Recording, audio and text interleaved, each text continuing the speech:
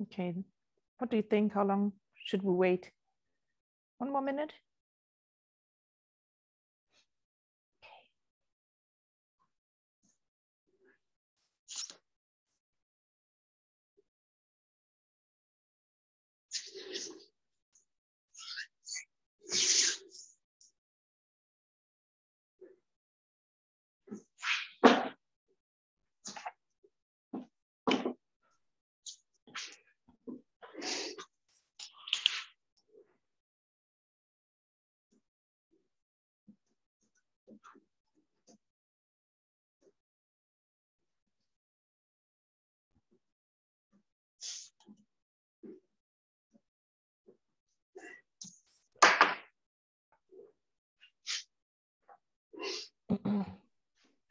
So for everyone who's here already, maybe I can just say this session is recorded. So this talk will be recorded.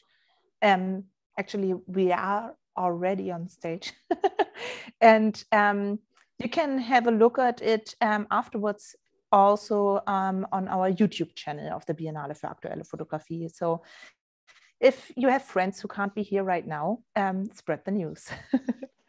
And also an organizational issue. So if you want to raise questions, you're very welcome to do so. We have this F&A tool here, which is usually the Q&A tool. That is the German version of Zoom. So you find it under F&A. So feel free to ask questions. And I think we are starting, in 1 minute or something, or now. And yes, so maybe we wait for Iris. Yeah, I had to open a window here. Yeah, this is sunny weather. It's nice to have some air.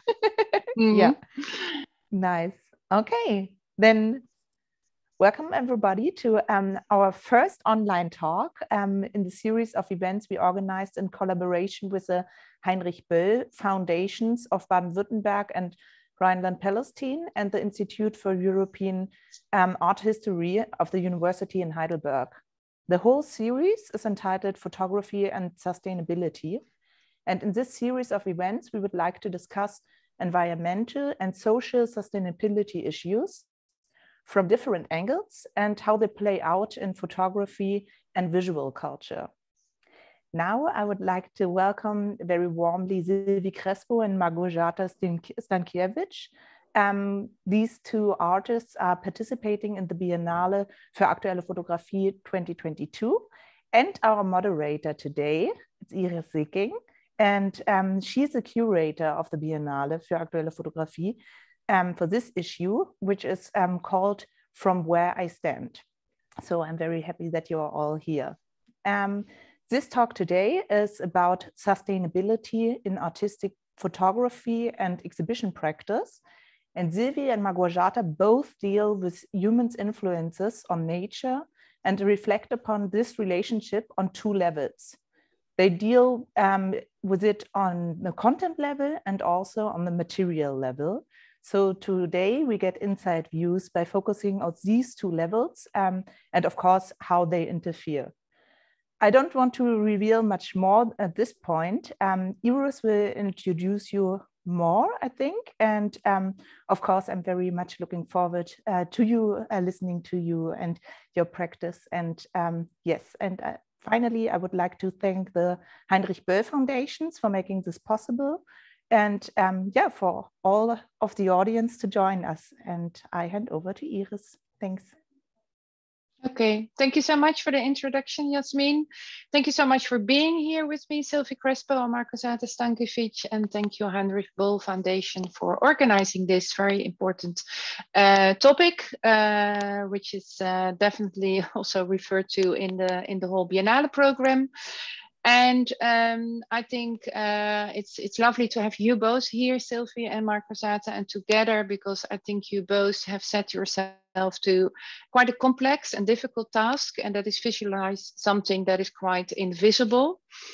You both deal with ecological catastrophes that are happening or will happen in the future or are happening in a very slow pace. You both mentioned also the term slow violence, something that is starting somewhere and then you don't see the consequences immediately. So like, you know, in a way, there are many alarm bells ringing if it comes to climate change, but we are, I think, responding way too slow. And then you even try to visualize what is actually already going on for years and will have an effect maybe only later on. So that kind of time and how do you cope with that? How do you deal with that? That I would find a very interesting point to delve deeper in. By the way, for the audiences, oh no, you already told this about the Q&A. Yeah, sorry, it's already clear. I mean, I don't expect questions at this moment already, but feel free. And I try then to move them into the presentation and discussions. And what I find also very interesting in your practice, and it's also for both practices, that when you exhibit your work, you try to do that in a way that as a visitor, you really experience something, you sense something. I also think that, you know, it's a kind of balance between what do we need to know, but also what can we feel, how do you reach our emotions? We might feel that we have to act and to do something. Also, you're both very actively experimenting with photographic processes. You both use expired or have used expired films and chemicals, and something that we will address for sure. And also something else is that you are both so much aware of your own footprint that you create while making the work. So there's many lines, many subjects that we will refer to. I don't have a certain structure. The only structure that I have is that I will first introduce Silvy, then she will tell us about her project, and I will swap to Małgorzata. I will do the same, and then we open up the floor. Let's say we have a conversation all together, and hopefully the audience is then also coming in at that point. But first, some questions to start, also to loosen up ourselves a little bit. I'm curious where you currently are. I mean, I'm in Amsterdam and it's sunny outside. Where are you, Silvy? I am currently in Paris, where it's really sunny and really warm for once. Okay, and still that Easter wind? That's still here quite cold? Sorry, for me? Still that wind from the east, that's very cold, or is there sun and it's just it's summer? Okay. Right now it's summer. Okay, and you, Marco, where are you now? Because you're always in different places. Yes, as of few hours, I am in Sierre in Valais, which is southwestern Switzerland. Yeah, and it's very sunny, as it always is. Yeah. And that's also where you do your master. So that would also be interesting to hear a little bit more about. Yeah, and then just a totally different, not such a different question, but you are both traveling to the Biennale in the upcoming days, because we have this artist weekend and we have as many artists as possible present then we are going to walk through the exhibitions and introduce all the projects. And how are you going to travel to Mannheim? I'm coming by train. Okay. And Margot? Yes, likewise. And that is then from Shara, that's again like 5 hours, or was it even longer? From here? Mm-hmm. I think so. I have to say I am losing track a little bit of my travels, but they're all by train. They're always by train. Yeah, mine as well. Yeah, and I'm also, I mean, I'm bringing it up because I had to go, of course, in the last 2 years, quite so many times from Amsterdam to Mannheim, and to my surprise, even many of my friends were then like, oh yeah, and then you take a plane from Amsterdam to Frankfurt, and how then do you move around there? And I was like, well, there's a train and that takes me like 4.5 hours, you know, and it's so, I mean, even I have to educate my friends, my very personal friends, that trains are super easy to take. And, you know, especially I think this new rule of, well, I hope it will be a rule, and everything within 700 kilometers in Europe, we should do by train. And I think even 1,000 kilometers. But anyway, that's something up for discussion, and hopefully it will change. And also when we will have more night trains that bring us overnight somewhere. And I'm also curious, also still a question to loosen up a little bit. What artist or artist practice do you admire or was of great influence on your work? Just pick one, Margot. You're like, oh, I don't know. Yeah, like, whoa.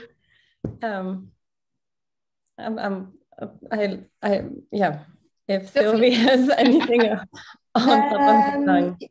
Yeah, I don't know. For me, it's really hard, but I would say that one name that comes to my mind, it's the name of Anna Adderley, which was she was not a photographer per se. She worked with words and video and imagery.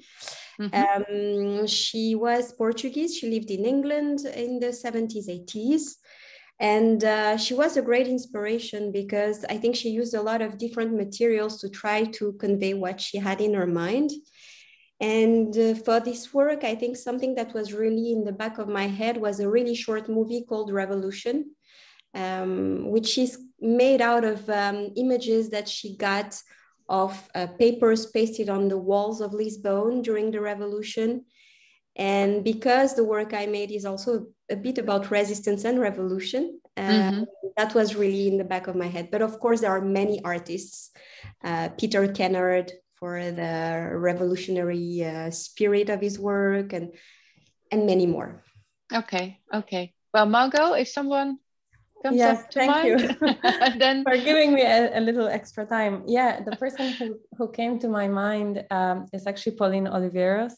She was a sound artist and kind of just worked around with sound. And as I'm moving more and more towards working with sound, I really appreciate her practice. And she kind of elaborated on this term, deep listening. So she kind of worked with the sound and the ear and our capacity to listen as a way of reconnecting with the world around. So I find her work endlessly inspiring. Thank you. Yeah, it's very interesting that you also both think of artists that are not only working or not even working in photography. I mean, it's also a reason for me to select your work because it's not, it's still starting with a photographic image. But you also use the kind of media and other tools that are at hand that are possible to make your work. Okay, I will introduce Silvy Crespo briefly. Silvy studied law and worked as a lawyer for a couple of years before she entered the Bachelor of Photography at the Royal Academy of the Art in The Hague. This is also where we met. I was giving a lecture about my book Why Exhibit when you were in the 3rd year. And only recently this kind of image came to mind that we had this talk when you were telling me and showing how to present your 3rd year project, which was about your father. And the project was called The Forgotten War. And if I'm correct, your father was sent as a soldier to Mozambique in '66, and the project was about how that affected his body, and built up a kind of trauma of being in a war zone in these huge conflicts. I'm talking about the Portuguese colonial war, which is slightly hidden from European history, I think. And that was also another reason for you to make the project. And I remember from that presentation that you already then, you know, it was wonderful photography, very technically, very well made, but also documentation, materials, and it was really collection to create a narrative about this subject. So that made an impression on me. And then we met again when you graduated, actually with The Land of the Elephants, the project that I'm showing at the Biennale and that we are going to discuss today. So that was, I think, in 2020. And your work is, you already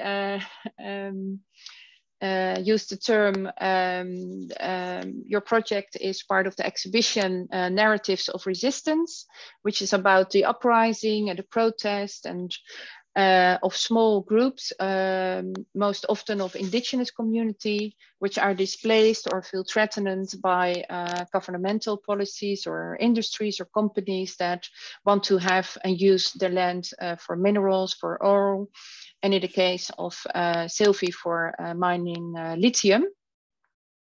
And you take the position of being part of this protest. So I also would love to talk about this position as an activist, and the overall question of the Narrative of Resistance exhibition is if these narratives could become visual, audio, archives, which also could contribute to doing justice to the people who are suffering. Our need for things that we can keep our standard of living as it is today. But of course, we should think about that because it costs not directly the life of people, but it costs their way of life that is quite affected. So I want to give you the stage to talk us through your project, and go ahead, Silvy. Thank you, Iris. You already said a lot, but it's true, we met when I was at the Art Academy, and when I started The Land of Elephants, I was really interested in diving into Portugal.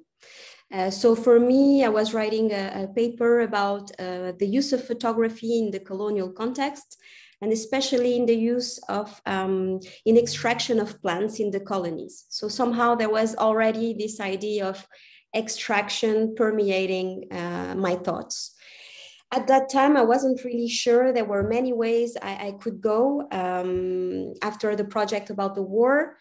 But somehow I think that the project just presented itself, and I see it as a sign, and sometimes you need to grab the signs when they come. I was visiting a family member with an agriculture in the Barroso region, and it came to my knowledge that there were some mining projects over there. For most of you, you don't know this area, but in few words, it's really lush, it's really green, it's very rocky as well, very mountainous, quite poor historically, because that part of Portugal has been historically completely abandoned by the state. But it's a really amazing place where people live according to traditions, and very much in tune with their environment, and they rely on their environment. So when I was told about those projects, I couldn't believe it, also because there is a national park, there are very fascinating ecosystems over there. And I just thought, this is suicide.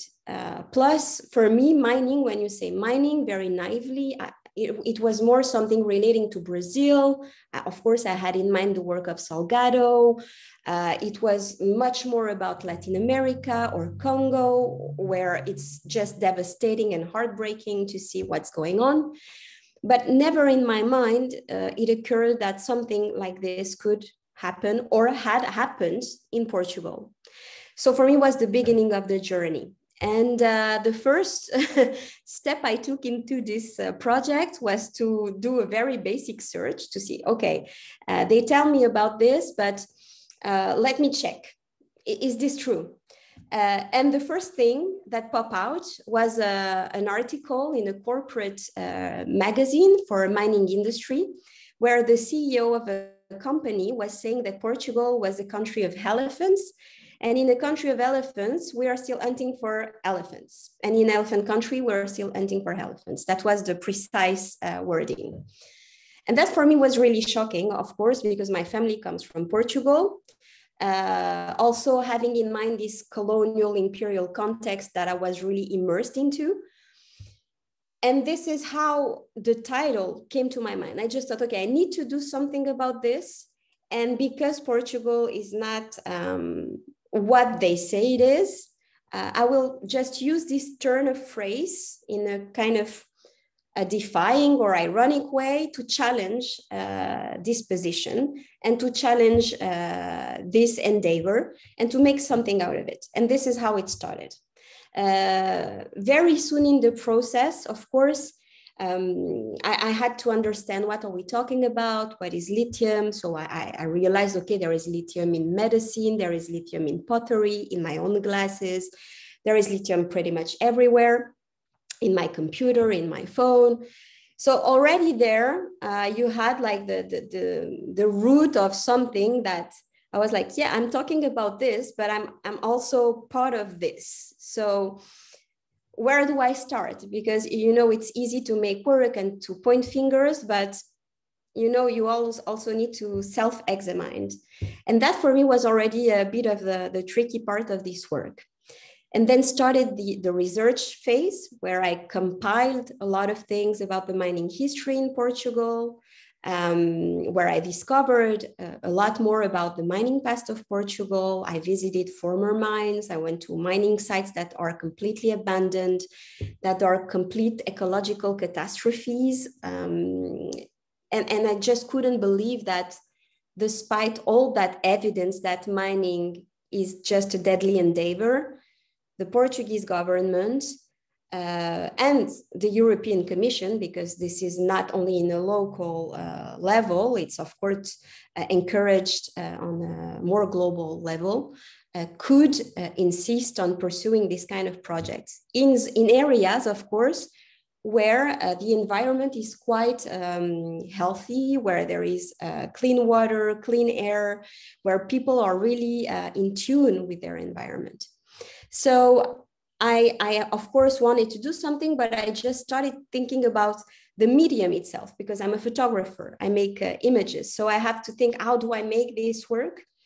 And very instinctively, the first reaction was to say, okay, I know at some point I will have to use my computer or I will have to use a scanner, but at least at the very first stage, I want to avoid as much as possible the use of tools that would have lithium. So for me, I just decided, okay, I'm not going to shoot for this time, for this project. I will start like just shooting with analog, medium format.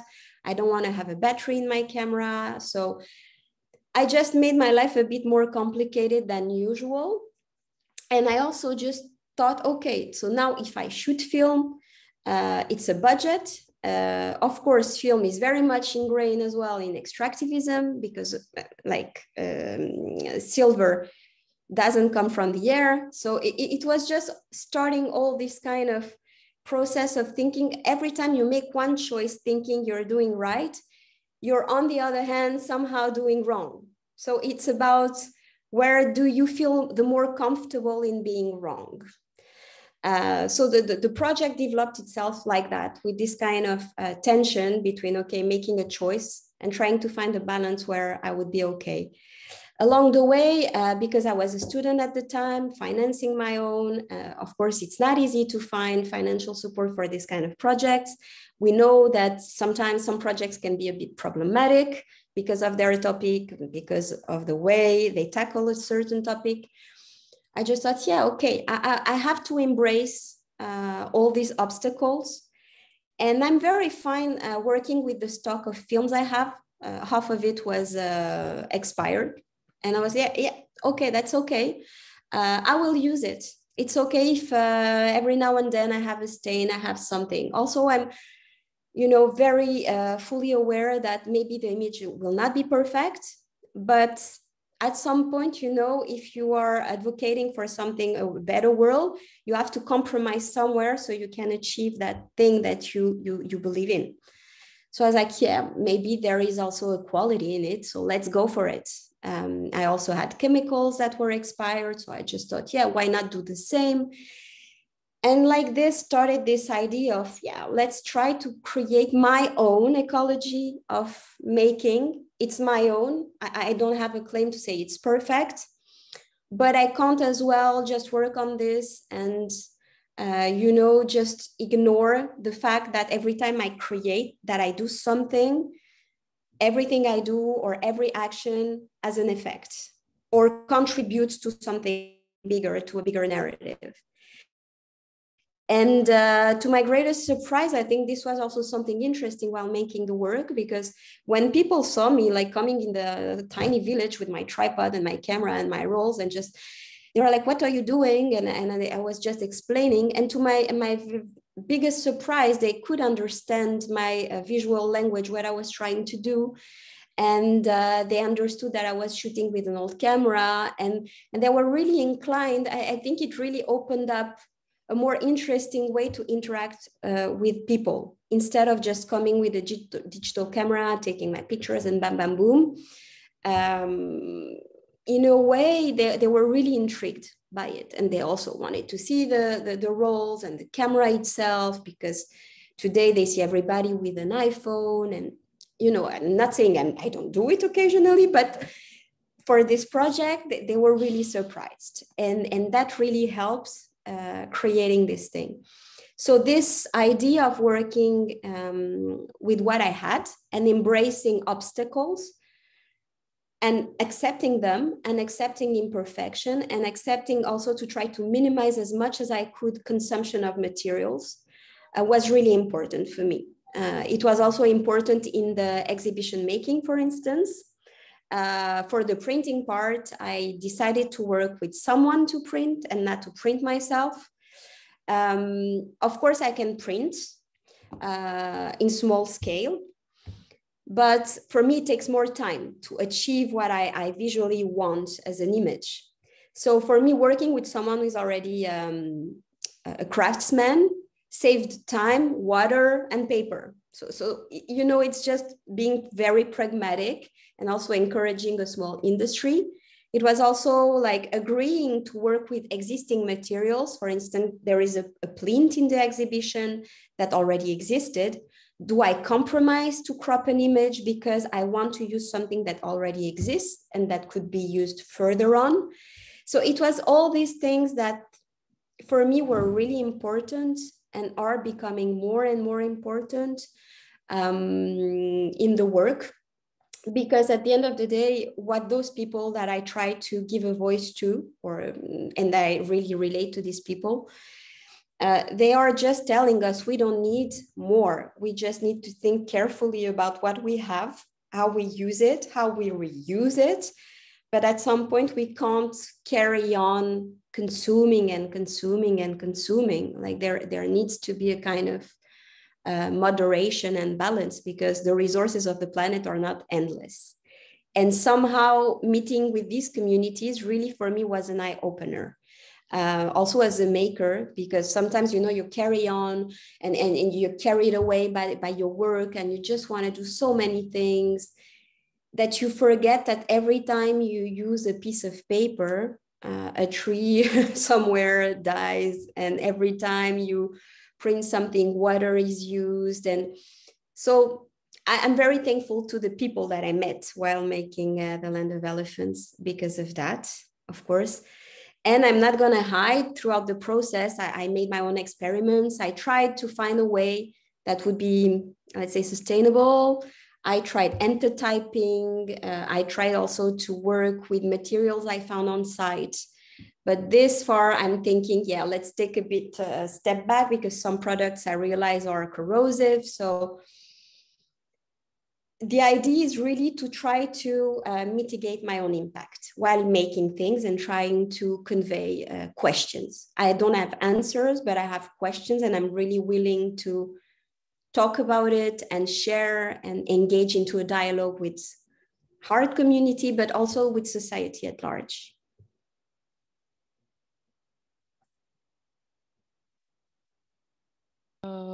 Okay, yeah, I had to unmute myself. Thank you, Silvy, for your introduction. Just will ask you a few follow-up questions. I share my screen. Let me see.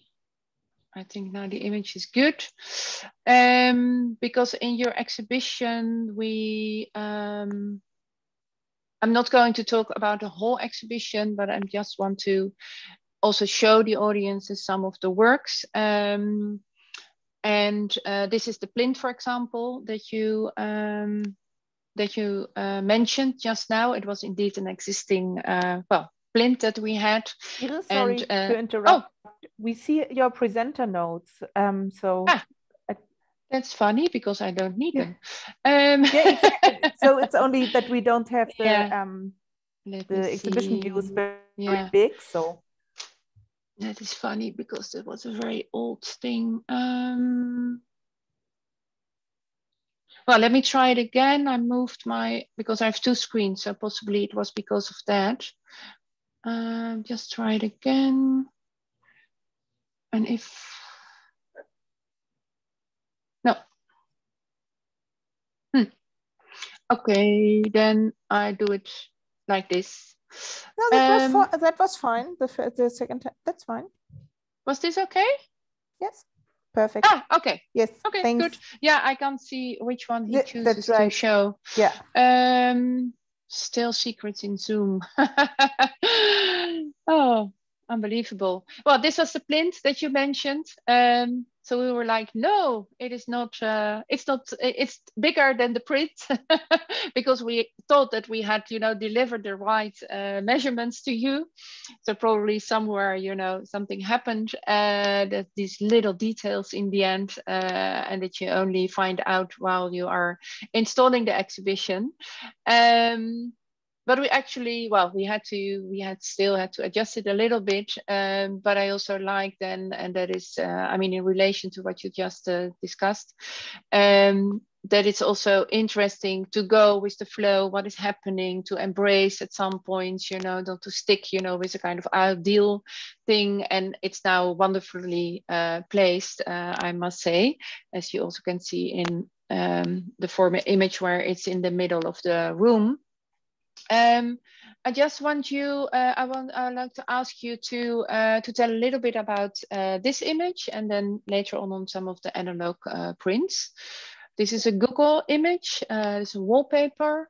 Yes, so in the project for me, so there was this whole idea of ecology of image making, and I wanted really to create a dual gaze on this question of extractivism in Portugal.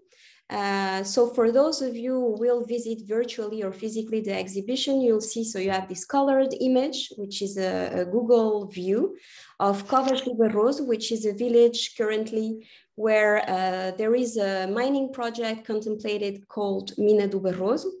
And what you see here, it's already the traces of prospection. So this is not yet the extraction of lithium, but it's just the first tests led by a company called Savannah. I like the irony of the name of this company. And they've been like really lobbying Portuguese state to carry on with this mining endeavor. So this is where really let's say a few years back, the contestation, like this movement of resistance, started with the creation of local groups of people. And what is really interesting in this image, of course, an image is never just what you see, it's like latent information, but it's just a start to think. Those prospection activities have been led in an area called baldios. In Portuguese, it's a communal, it's commons, so it's a land shared by the villagers where they can have their cattle graze for free, where they can collect the wood and sell it for the community. So it's kind of a land shared by a lot of people. And because it belongs to everyone and no one, well, that's the perfect spot for a company to just come with the with the green light from the government and to do this. So this is, I think, a very important image because at this stage, this didn't happen overnight. And it was it's a slow process, of course. It's happening over time. This is why you mentioned slow violence, Iris, a bit earlier. This is the beginning of how slow violence happens before you start removing the tabletop of the mountain, before you start drilling to get the water used, before you start using the chemicals to clean the ore, and before you start killing pretty much everything around, because we are talking about people, but let's not forget this place is home to a lot of ecosystems. So this image, it's a colored image because it's a satellite view. It already existed. I didn't per se, I selected it. I made a decision, a choice, because I knew where to look. And I just wanted to shed light on it. And this is a more, let's say, a contemporaneous look on something on the damage that already exists. And it coexists with black and white images, the ones that I made with my analog camera, where somehow it's my take on this topic, on the people, on the landscape. For instance, what you see here on the plinth, it's just a close-up on the soil, on a soil that has been completely drained out of any kind of form of life. It's dry, it's full of products. It's a former mining site. It used to be a tungsten mine.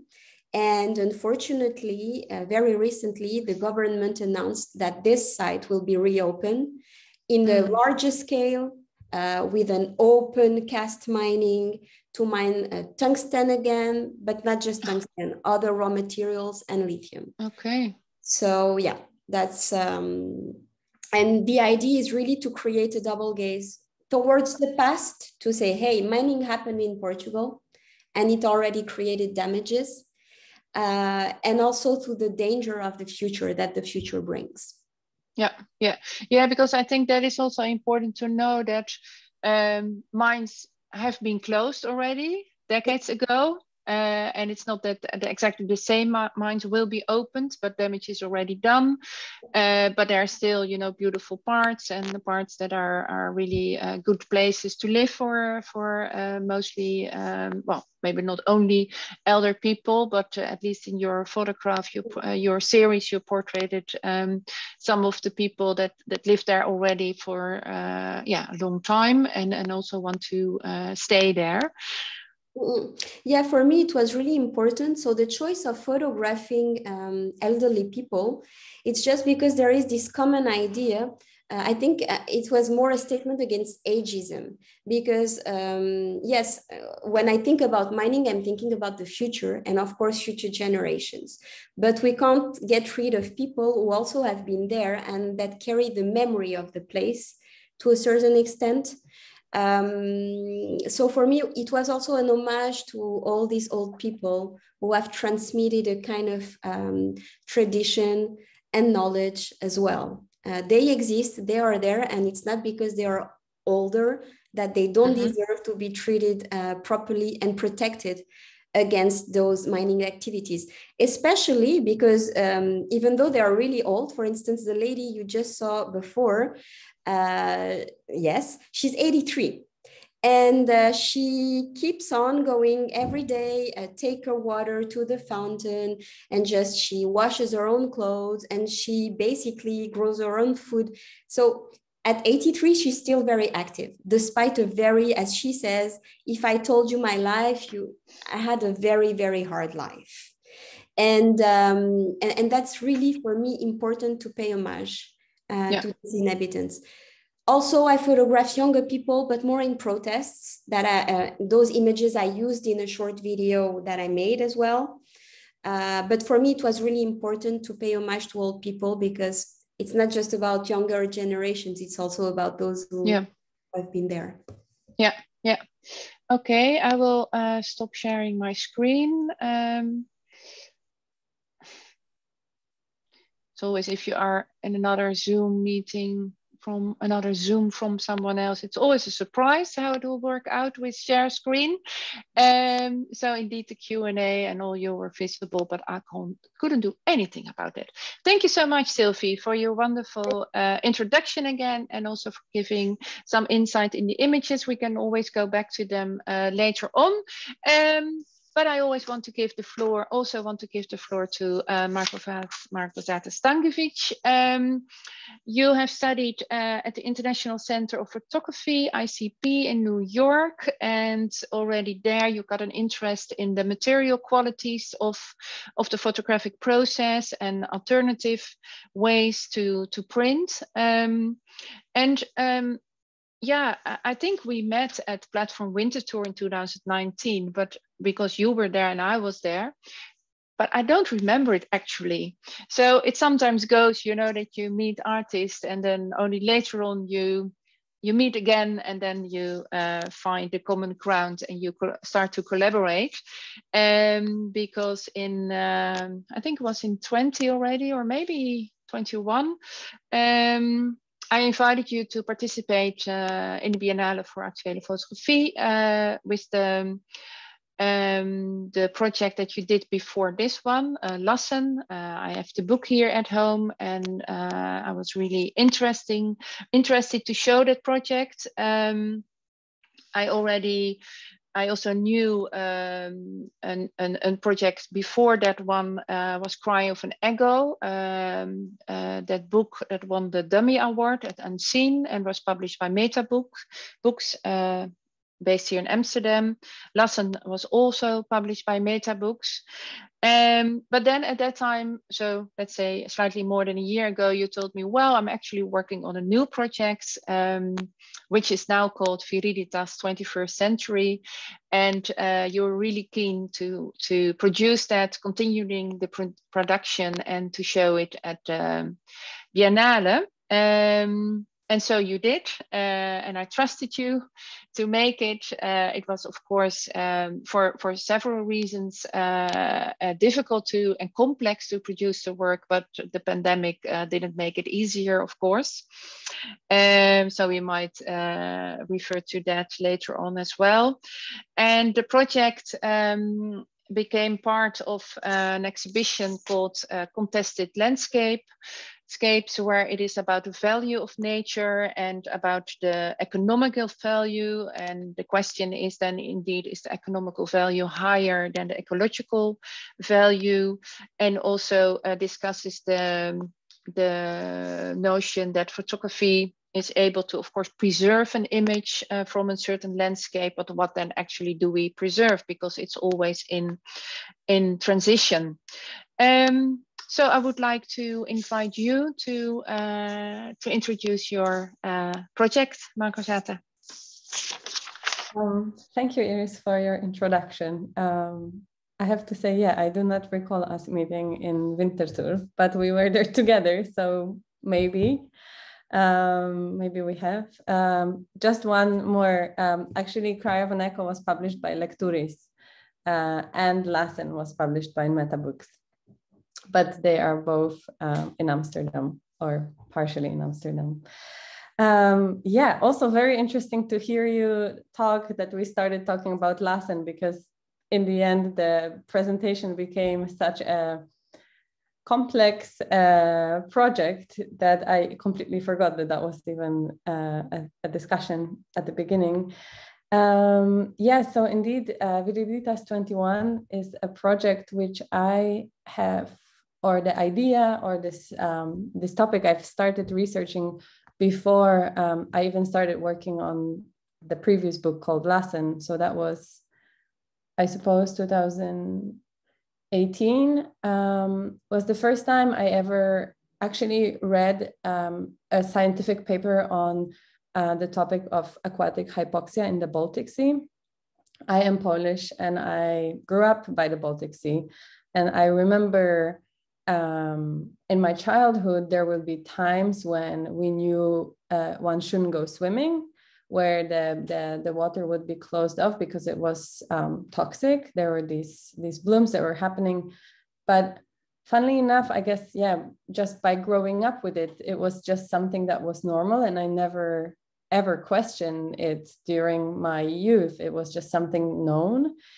And so I remember reading this paper and also understanding the incredible scope of the hypoxia that is accelerating very rapidly in the Baltic Sea, and realizing how, especially at that time, I feel like the discourse has really changed in the past few years. But even 4 or 5 years ago, there was just virtually no conversation about the severity of these hypoxic areas. And I kind of started wondering why that was. And one of the reasons I kind of entertained was that perhaps it's because these zones are completely invisible, because they happen in the sea, in the open sea, under the surface.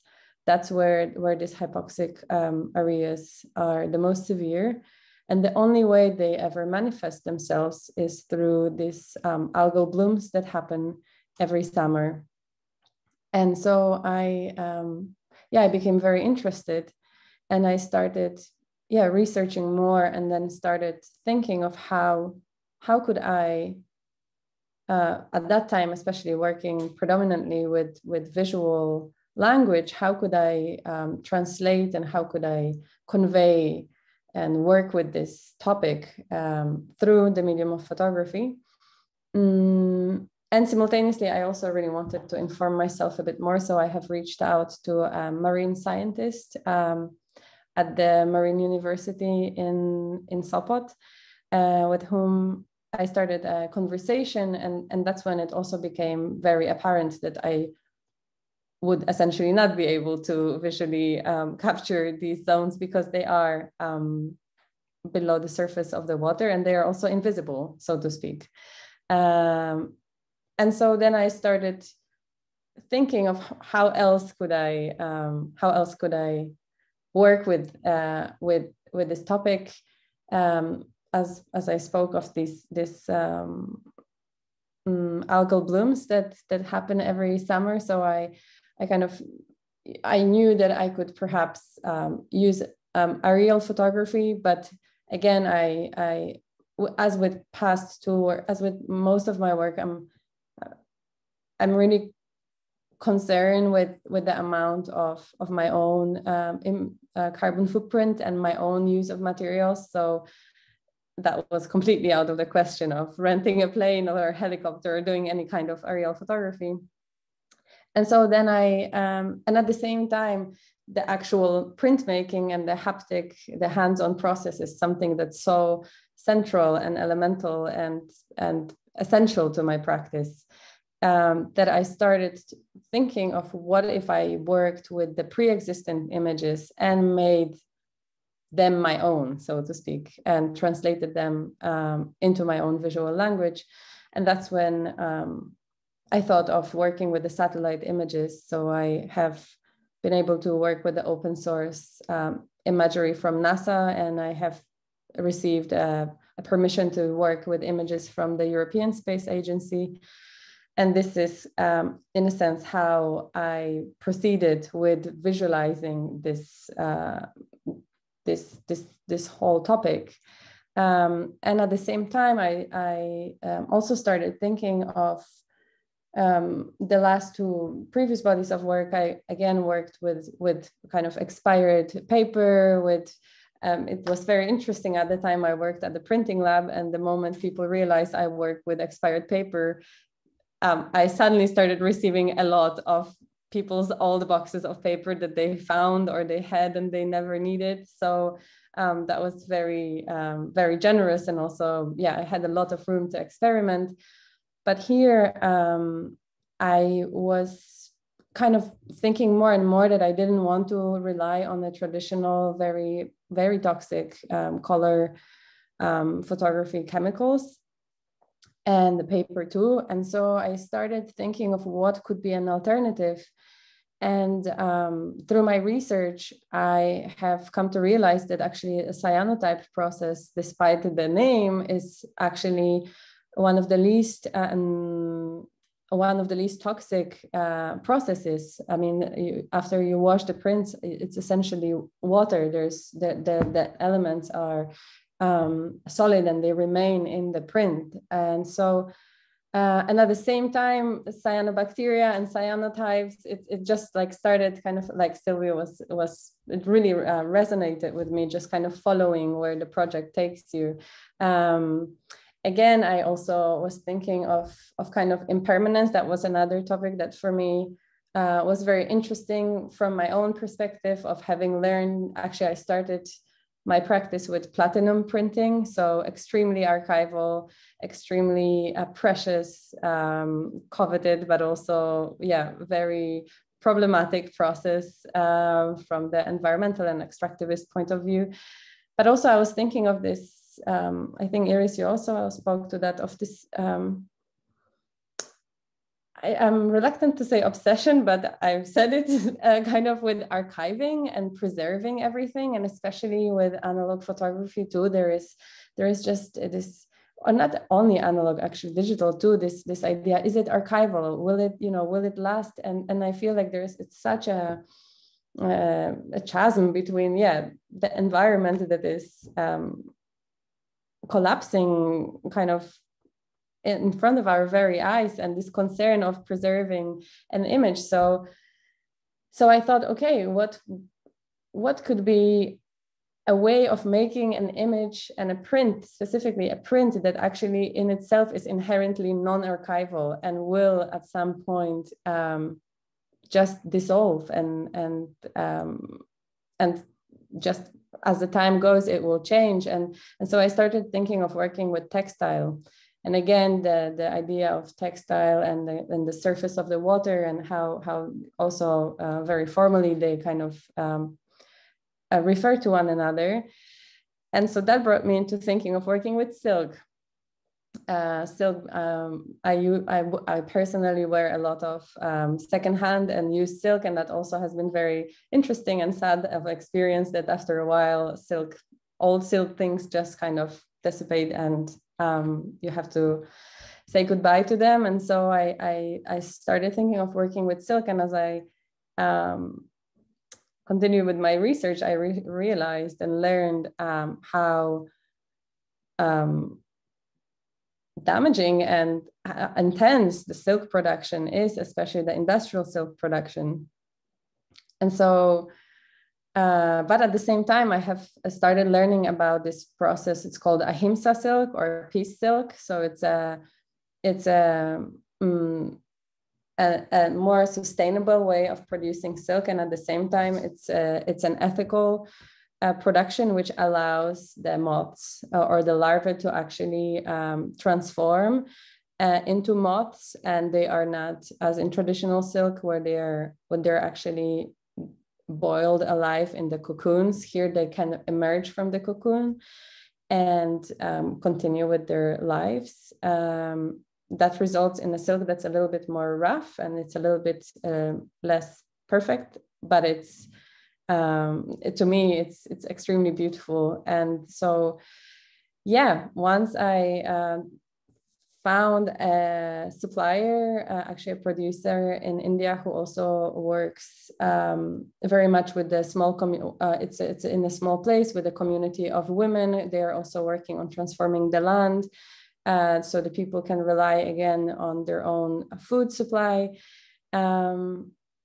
And then COVID happened, and many things have become way more complicated. My plan was also to make the cyanotype prints of the size that they are being currently exhibited. And simultaneously, I was working on the addition of small cyanotype prints of the same images for the book that I am working on, that will come out of the same title. And then as the pandemic happened, the manufacturer of the foil that I would have used for the digital negatives has at first stalled the production for many months, and then finally discontinued the production of that size of the negative. So that's, I think, when when there was again this kind of moment of, okay, this project is taking me somewhere else than where I anticipated, but at the same time, how else could I work with what I have? And as I had the small prints for the book, I have decided to try to make transfers of these cyanotypes onto the fabric. And I was able to find a printer, in fact, in Portugal, who works with, again, with environmentally friendly inks, who are able to digitally transfer the cyanotypes onto the silk fabric, which is kind of ended up and being a bit of a hybrid project and hybrid process. But nonetheless, this is what can be seen at Kunsthalle Mannheim. Yes, it was it is a very interesting process, and it was a very interesting journey also to be part of that in the sidelines. I think it's good to show something of that. Let me see. As I said, the work is in the Contested Landscapes exhibition. And this is what it looks like in the space. I can show another one. Maybe it's good to talk a little bit, Małgorzata, about the way that you decide about the hanging, about this choreography of silk clothes. There's green light, as we can see. It's always more difficult to see it in the installation shots than if you are going there in person. But trust me, it's a wonderful experience to walk, let's say, into this sea of clothes. Can you explain a little bit or tell us a little bit about that process? Yes, of course. So yeah, when I started thinking of how these works could be exhibited, I kind of immediately was interested in kind of creating an environment in itself. I think in general, when I was working on this project and kind of in my own thinking around this topic and life, I guess in general, I've been more and more interested in kind of the notion of embodiment, and how I think also, during the pandemic, with so much online activity, kind of the body and there was, I found my body was often, I had to really make a conscious effort to involve my body in my daily activities.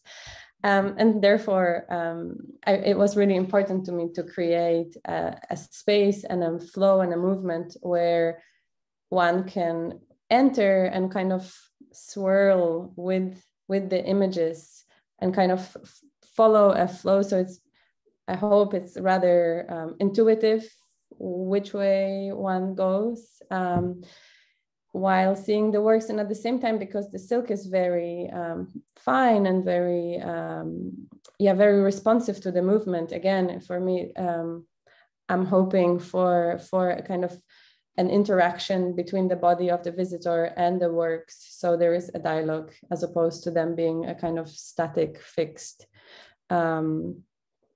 elements. And I'm very, very grateful to the Kunsthalle Mannheim technicians who have been very open to hang it together despite lack of straight lines in these works.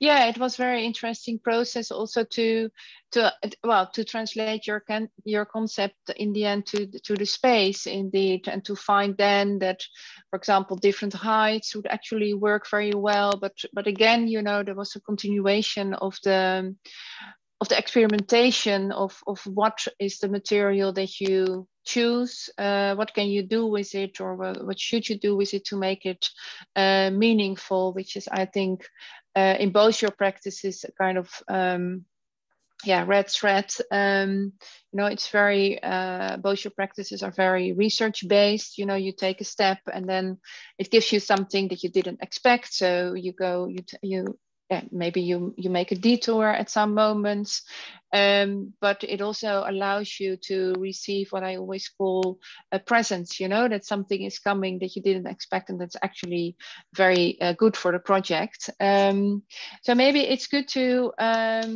go a little bit into the questions of the, or the, talk about the materials that you use, although you have informed us about that already, but I always think there's more to talk over before we go to this huge question that is standing there in the Q&A, like in what way can photography do something? Of course, we come to that question. But before that, because I know, Silvy, that you have some sheets laying on your desk that you want to also to use and to show us, to talk further about the choices for certain materials. Yeah, I really enjoyed the talk of Małgorzata, because I think we have somehow similar concerns while making, and also remaining very open and trying with materials. So for me, before I decided to go back to traditional analog printing, I will just show you the failures, because we need to know that before we achieve something, there are a lot of frustrations while making. So I made this. This was something that I tried. I don't know if you can see it, but it's a positive image printed on film, because I really try to investigate printing techniques. So this is a failure. Well, it's not really a failure, it's an endotype, but because I just let it outside, it faded. An endotype, and it's also the idea of fading away and keeping track of an image and an archive, the creation of an archive. You realize that with some processes, you really have to embrace the disappearance of the image. So this was something that conceptually could have been really interesting, but not really what I wanted to achieve at this point. I also try to develop my own inks. And this is something, I don't know if you see. It's made out of old rocks, burnt rocks that I found on mining sites. But I was advised very recently to be very cautious with it, because it's probably a bit toxic. So I need to figure out how to basically just do something with it, because I find these colors very interesting. And I would really like somehow to bring to the surface the toxicity of those elements that you can find in open air. And I also somehow, when I work, bring a lot of objects. This is something I found on an old quarry. So I'm always very curious to see how this can come into the work. But after trying, also COVID happened. And I think for a lot of people making, it made everything more complicated. I just thought, yeah, maybe I should just go back to the very basic, to the roots of photography that are extractive. I mean, it's just what it is. And no matter how we try to look at it, it will always be one way or another. I was also very fascinated with the printing process with chlorophylla, so basically with leaves.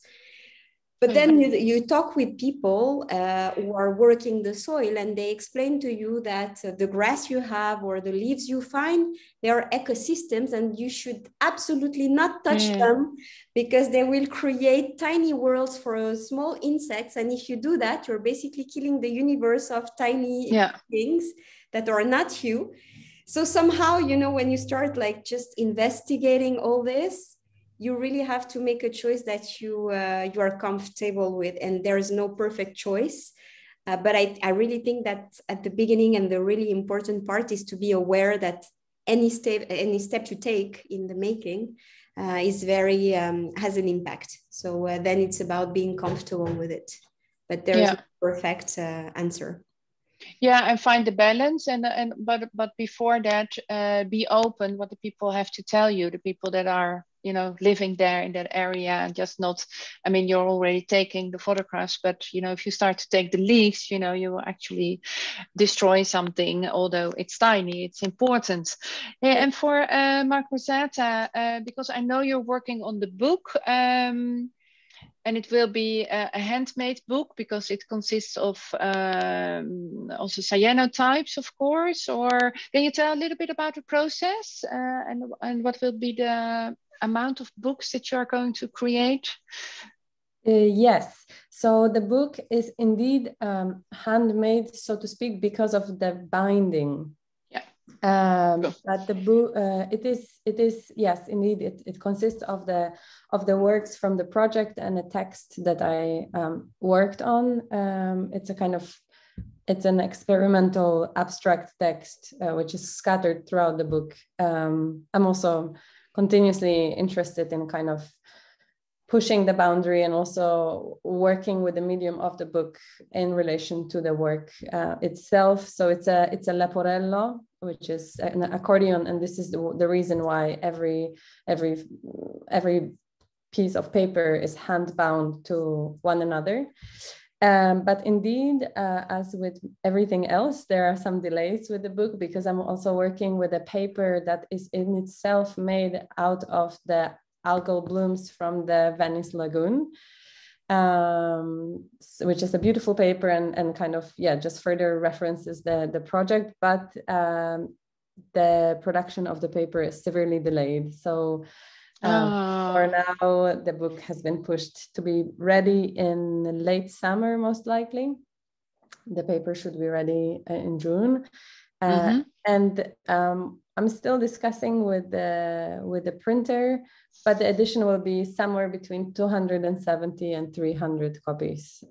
I feel like 300 copies is kind of my limit. I feel like the world has many books, and I feel like 300 is as many as I allow myself. Yeah.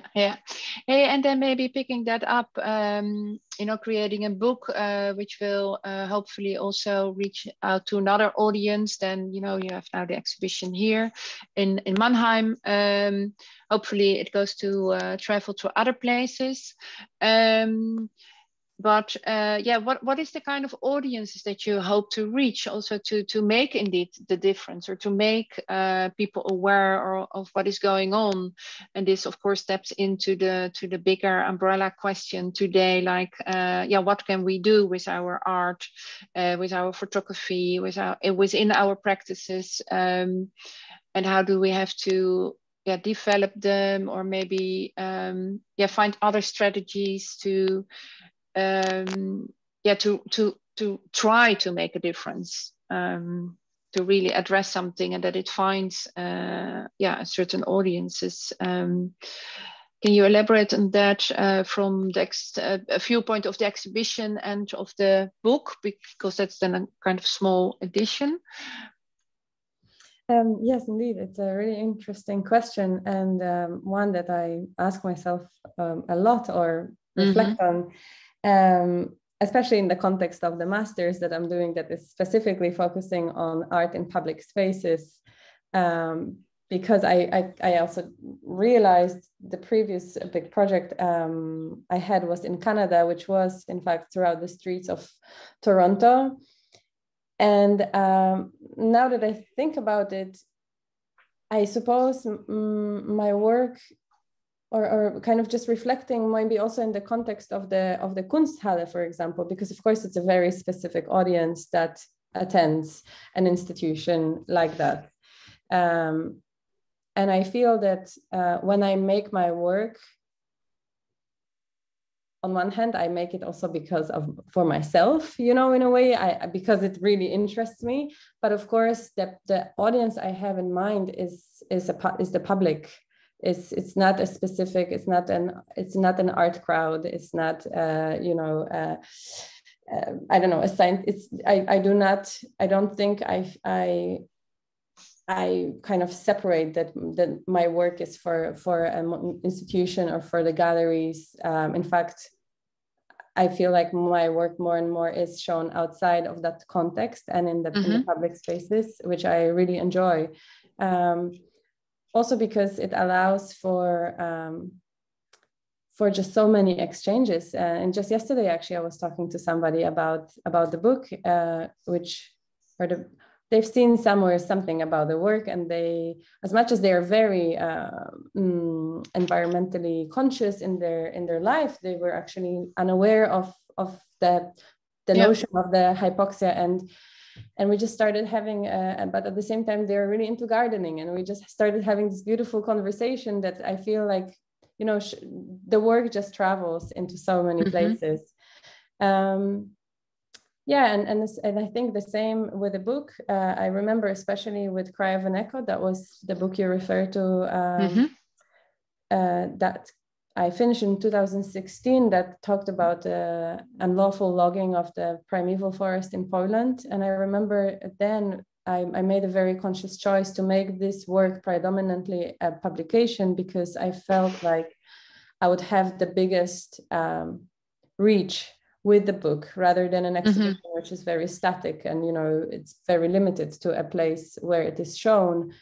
I have a very ambivalent and still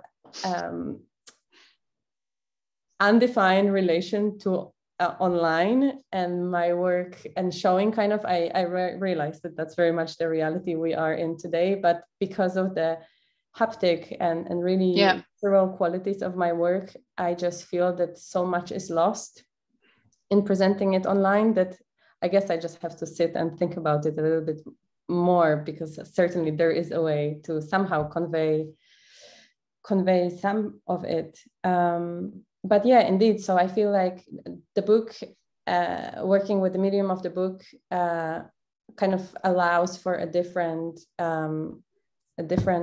reach, and also a different kind of way of interacting, and the intimacy and so on. So I in fact, I'm very grateful when these two things can kind of collide and kind of work together, when a publication and an exhibition. Yeah, it will for sure be different. I mean, it's only the scale, of course, that is different, and the whole experience that you have when one is able to walk into the exhibition. But then on the other hand, in a publication, if you add there the text, you know, it's another way of going, take a deep dive in the subject. And how is that for you, Silvy? Because I also know you as someone that is very actively engaged with the protests, with the protesters, with the people that try to seek for ways to keep the minds away, let's say, of the reopening or the opening of the minds again in this area. How is your are your images playing a role in that, or is that more you as a person that is playing a role in that, or both? I really think it's both, because I think without the image making, I wouldn't have dared to commit myself in a way that I have been committing myself to this, let's say, collective action. So I think they go hand in hand, me and the image making. Also because I think we live in an era of images. People, pretty much everybody gets either a feeling or an understanding of image making. And I think it's a really interesting way to engage into a dialogue and to raise questions. I know that my work has been exhibited in Portugal last year, which was really amazing for me, because somehow after that there was an article in the newspaper, and I think it's a really good way to reach also younger people who may not be aware of those issues, or also older people. So in a way, making this kind of work is also a really interesting tool to open the topic and to make it known, and to make also the topic travel. For me, it's something really important. I made a dummy, like an artist publication, in a very, very limited amount of books. At the beginning, I really wanted to go big with it. But I must confess, and this is, well, I have to be honest, I'm still a bit like pondering whether launching it on a larger scale or not, also because the project will go on for many years. I think there will be and so then what is the moment to make a publication, or to think, exactly, now I have it? Exactly. There is the idea of moment, because of course, as a maker, it's very rewarding to make a book, to have your images on print, to have them circulate this way. But at the same time, I just have the feeling, at least for me, that it's not the right time to just print it. Also because, as Małgorzata stressed out, currently the delays are very important for paper. Yeah. But in a way, I think it's interesting. It really raises an interesting question because it's about like the availability of the resource. It means that we are running short on paper and trees. So it, in a kind of way, all these obstacles as a maker trigger new challenges, new questions, and we need to seize them as an opportunity to be creative and inventive and try to find other ways and other materials, and just think, okay, how should I do? And we could talk about artists currently who are developing the idea of a newspaper or different forms of printing as well, because they can't access those very precious papers they would be killing for. So for me right now, the book making is really a part that I'm just observing and willingly taking a step back, because it's very tempting. And also, I mean, from an ego perspective, we really want to have a book. It's something you wanted to have it in your hands. But at the same time, does it make sense in this current time where there's no paper? Also, does my audience in Portugal, when you know that the average salary is around 600 euros, to make a book that will probably be sold 40 euros, you know, it's all this. Yeah, but Silvy, then it also comes to the question, is that the audience for the book, or are there other people that should reach and take note of your book, who can maybe then afford it? I mean, you know, as an argument, but yeah, what would be your ideal people to reach out to? What is, if you can mention any? It's really, you know, in the current state, the maquette I had, I made it with very cheap materials still, because it was, I can show you, it was made out of cardboard, stickers, and really cheap paper inside. But even if the paper is cheap, still, like trees are being killed for it. And at the end, you have a production cost. So I think for an art audience, it could work perfectly. And the fact is that the book was exhibited in Portugal. So I think it was a good way also to circulate the project in another way. And it could probably reach people who like maybe textures, graphic design, and things like that, a more artistic audience. But in the case of the Land of Elephants, at least at this point, it's really a work that is made to, it's not for me, like really, I'm secondary in this, even though I'm making it. For me, the purpose is really to reach people in Portugal who are not aware, because it's a very complicated issue, but also outside Portugal, just anyone who is concerned with the world, the way it's going. And I think somehow, the more I think about it, I'm very inspired by Rafael Millar, who made the poster, because he's making these newspapers.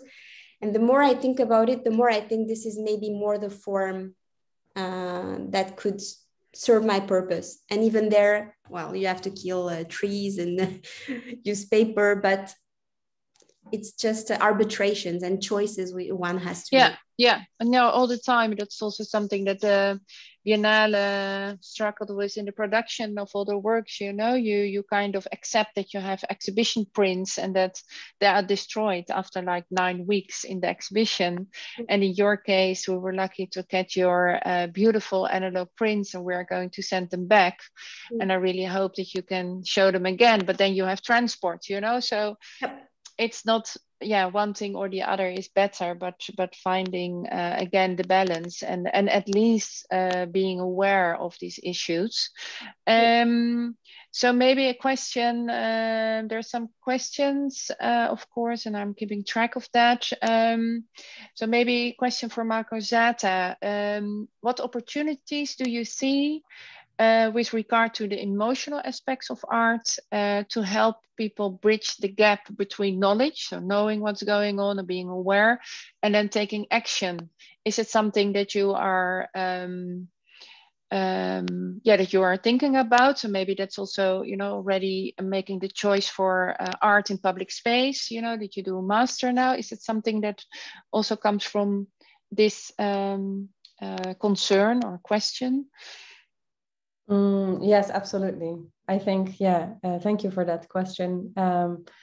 Indeed, I feel like really that's where the impulse for me to make work, where it actually really stems from. It's really an emotional, especially I remember so viscerally with Cry of an Echo, where I read about this being approved, and I just had a need that I had to go there. I didn't even have at that time, you know, I didn't have a project in mind. I just needed to go there because to me it seemed ludicrous and crazy and impossible to believe that knowing what's happening, like Silvy was saying too, is, you know, these decisions are being made despite the knowledge how damaging and irreversible some of these activities are.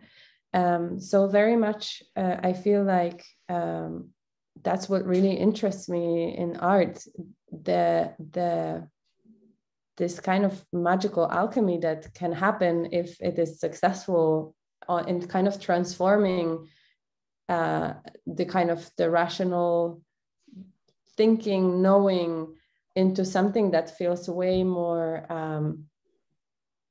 felt and lived, because I feel like at the end of the day, at least me personally in my life, I feel like emotions are an extremely huge driving force in everything that I do.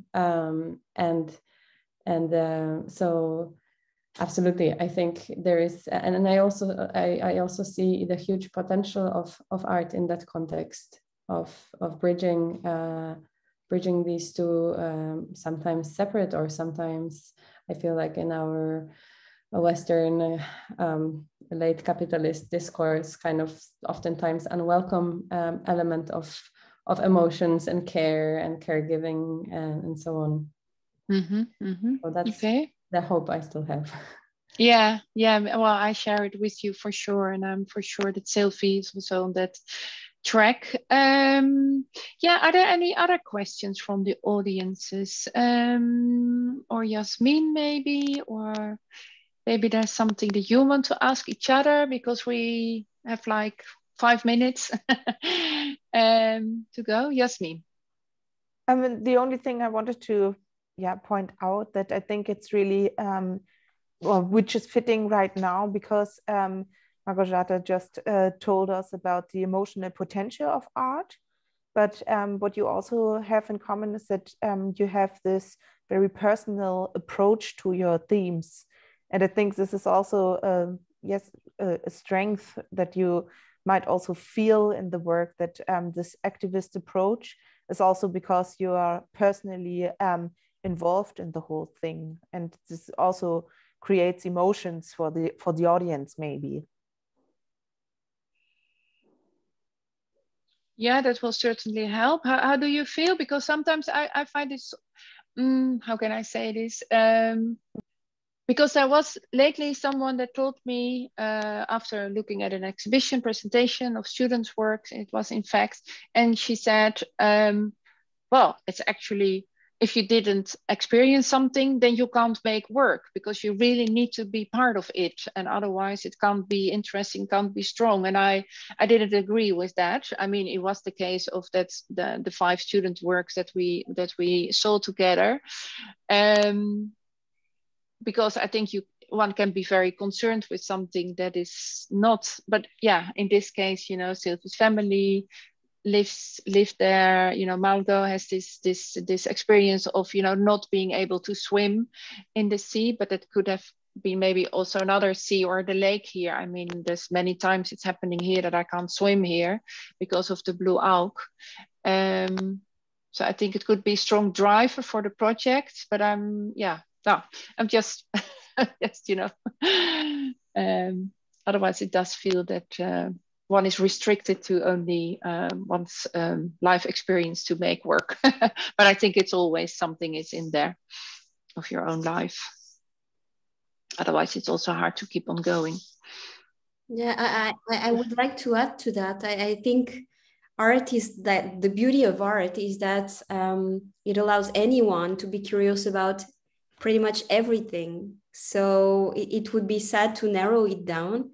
And of course, one should be very cautious when addressing some topics, but art allows us to actually discover new worlds, new people, engage in new conversations. Yeah. So that's really, I think, important to keep this space, especially nowadays, because we are facing so much turmoil on every level. It would be so sad to just say, okay, because you don't live something, you can't be interested. It depends on how you do it, I suppose. But yeah, I think so too. Yeah, true. But that would be very sad. Yeah. There's one final question that we are going to do is for you, but maybe also Małgorzata. What is about crest paper or the pool of elephants even? Papers, inks out of the cradle to cradle context could be a solution. What do you think, Silvy? Did you ever experiment in this direction of using something that belongs to the actual elephant and not the elephant that is lithium? Well, I think it's a very interesting proposal, but I'm not aware of any place in Portugal other than a zoo, and I never visited a zoo in Portugal where I could get some elephant poo. So, and I'm not willing to have like a carbon footprint for that. Oh, yeah. So it's not something that for me at this point I would explore. But I'm certainly looking for other options, especially for the next chapters around this extractive theme.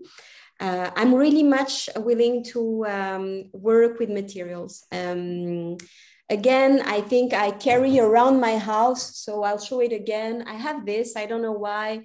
This is something that I always have that I find beautiful. And at this point, I don't know what will be the use of this in the future. Or let me show you again of this, also because it's possibly contaminated. So for now, I'm still cautious, but I have huge bags of this powder. Something will happen with it. I just don't know yet. I really believe in the creative process. So trying things and keeping doors open, but the poo, no. I'm not gonna fly like some poo from a place where I can get it just for that. Although it would be a very good selling argument, I would say, but no. Yes. And Małgorzata, apart from the book that you hope then to launch the end of the summer, are you already working on a new project? Yes, I am working simultaneously on a few different projects, but they are all not using photography. Okay, no, that's fine. Yeah. It's a performance. It's a performance and a sound installation. So I've been kind of moving even further towards ephemeral way of working. But I do miss photography, or especially printing. So I sense this kind of growing somewhere.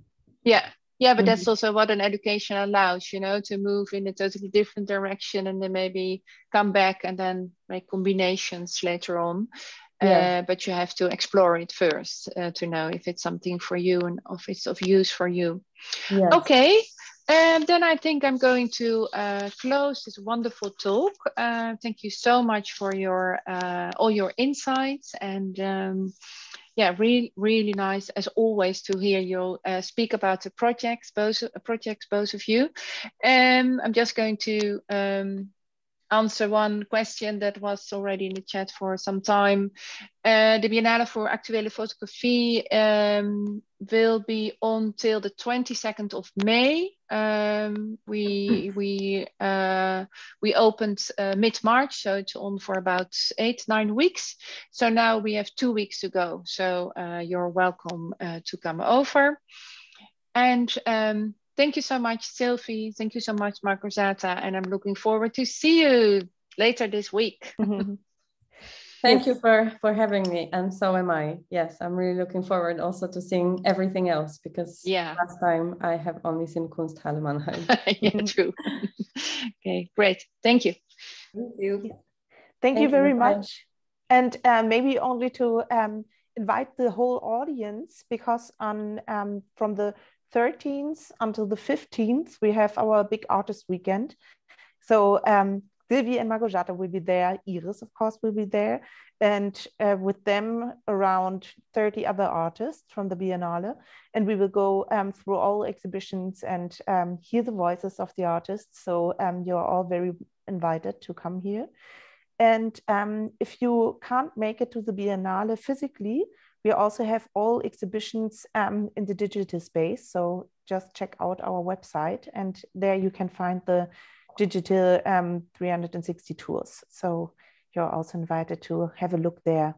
And my last announcement today would be that our series Photography and Sustainability goes on today already. So today we have another online talk, and it will be about the production of fashion and advertising photography. So it's called Sustainability and Applied Photography. So you're all very much invited to join this talk as well. It will begin at 7:30 today. So now, thank you again very much for having this talk with us, and have a good afternoon. Thank you.